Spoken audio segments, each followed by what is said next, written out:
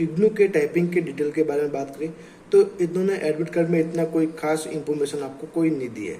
देखो इन्होंने जो आपको इंफॉर्मेशन दी, एक तो वो दी कि आपके टाइपिंग इंग्लिश और हिंदी में आपके स्क्रीन टू स्क्रीन आपके टाइपिंग होगी, यानी कि आपको स्क्रीन पे आपको सारा वर्ड दिखेंगे और वही वर्ड आपको टाइप करने हैं।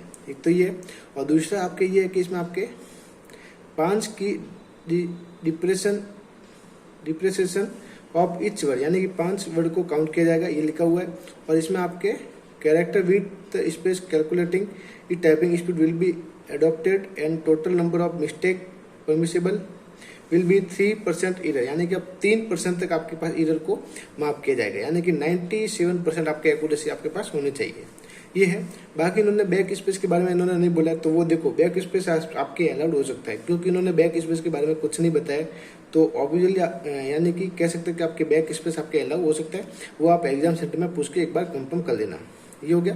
बाकी इसमें देखो टाइपिंग के बारे में और कोई इन्होंने ज़्यादा कोई इन्फॉर्मेशन इन्होंने नहीं दी है।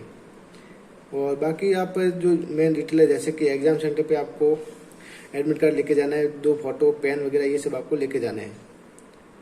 और टाइपिंग के बारे में ऐसा कुछ और तो कोई इन्होंने ऐसी कोई इन्फॉर्मेशन नहीं दी। बाकी हो सकता है आपको जो इन्फॉर्मेशन है वो आपको वहीं पे एग्जाम सेंटर पे आपके देखने को मिल सकती है, आपके जब आपके टाइपिंग स्टार्ट होगी तब।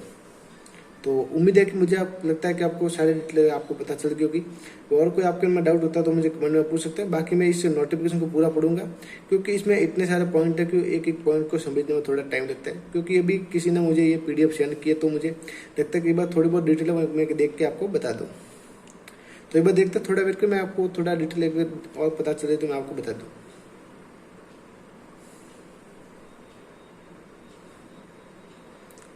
देखो इसमें आप शूज पहन के नहीं जा सकते, ओनली आपको चप्पल पहन के जाना है, स्लीपर। और ड्रेस एक मिनट देख लेते हैं थोड़ा। बाकी और इसमें और तो कोई इसमें आपको कोई खास इन्फॉर्मेशन नहीं। एक बार आप भी इस पूरे नोटिस को एक बार जरूर पढ़ना, क्योंकि इसको पढ़ने के बाद आपको थोड़ी बहुत और जानकारी हो जाएगी कि इसमें आपको क्या क्या एग्जाम सेंटर में लेके जाना है, और एग्जाम में सेंटर में क्या क्या लेके नहीं जाना है, और कितने बजे तक आपको एग्जाम सेंटर पे पहुंचना है, वो भी सारी डिटेल आपको इसमें पता चल जाएगी। अगर और कोई आपको इनमें डाउट होता है तो मुझे कमेंट में पूछ सकते हैं। नेक्स्ट वीडियो में जल्द मिलेंगे। जय हिंद, जय भारत।